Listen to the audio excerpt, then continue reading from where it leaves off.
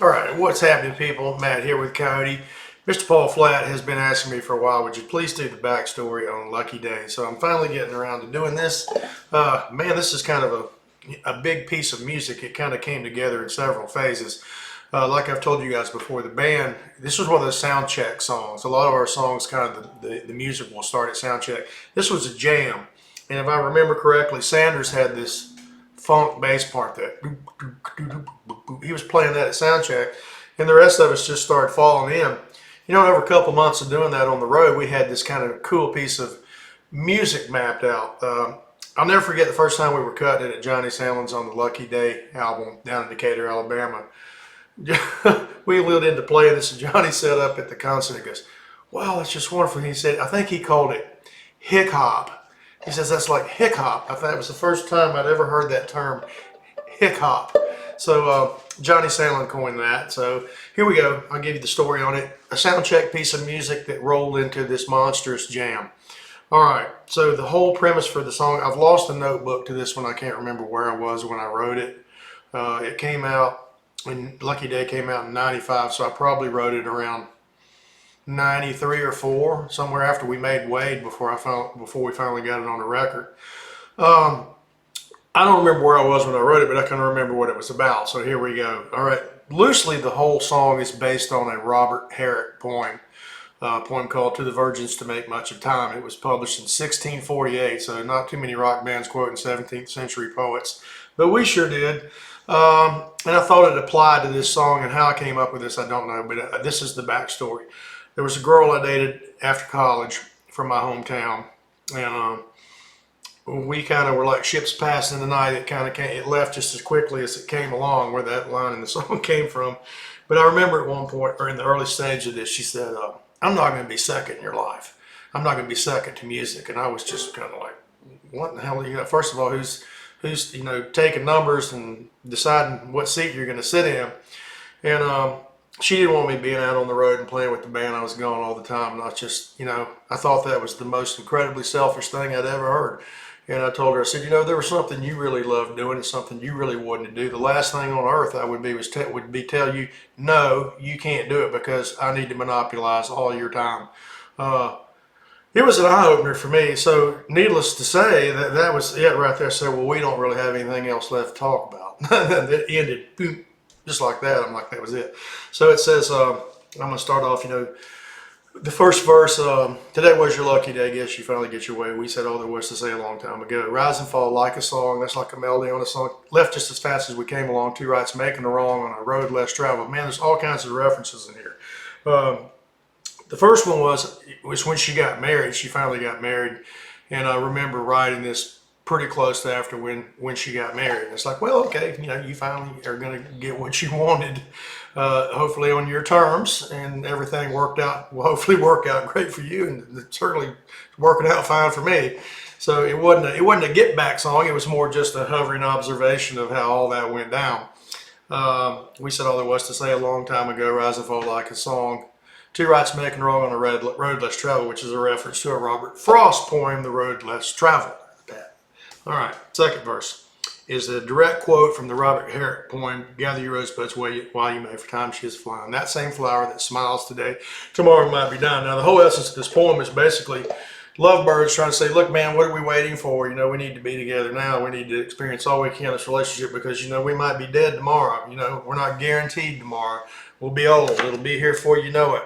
So stop and smell the roses. Enjoy your youth and your virility and your sensual essence of your youth while you can, because you're going to blink and it's going to be gone. And look, man, here we are now. I'm staring 60 in the face, and yeah, it sneaks up on you. It goes quicker than you think.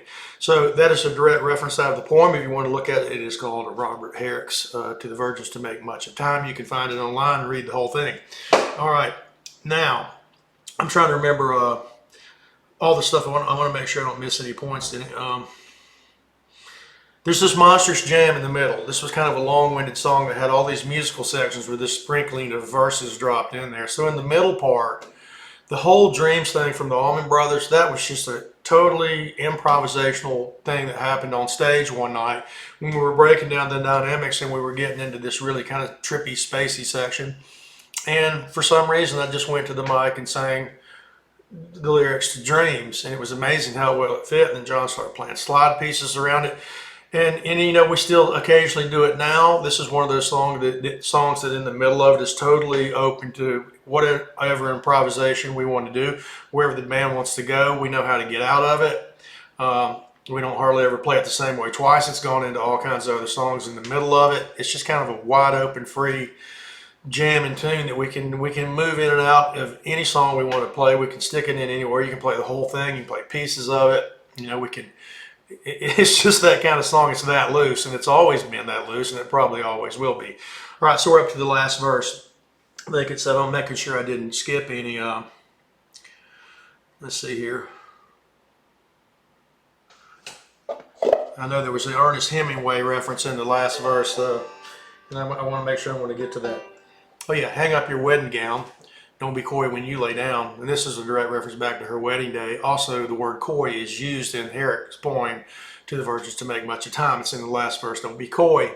Look that word up if you don't know it. Don't be coy when you lay down. What you never lost, never now you found on comfort for your soul. So, okay.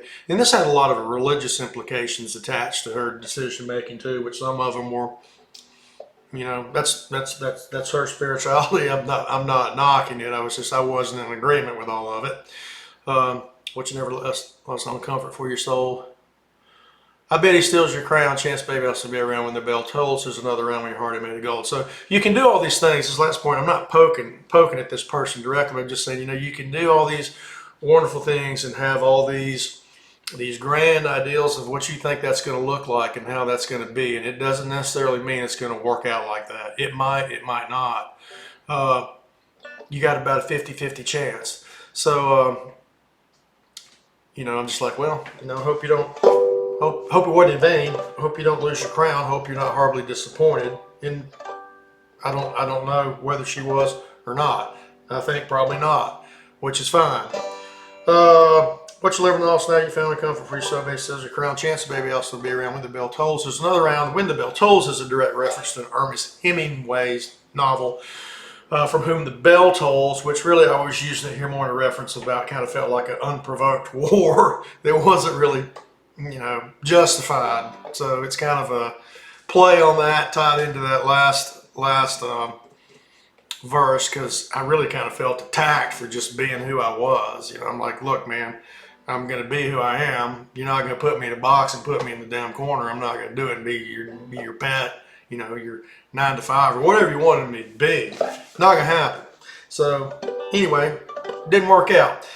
That's the gist of the whole song. It's got some monstrous musical sections in it. And I remember when we first started jamming, I started playing this backward harmonic roll. So I'm playing the harmonica on the 7th, 8th, 9th, 10th, 11th, 13th fret. And I'm picking the backward roll on it.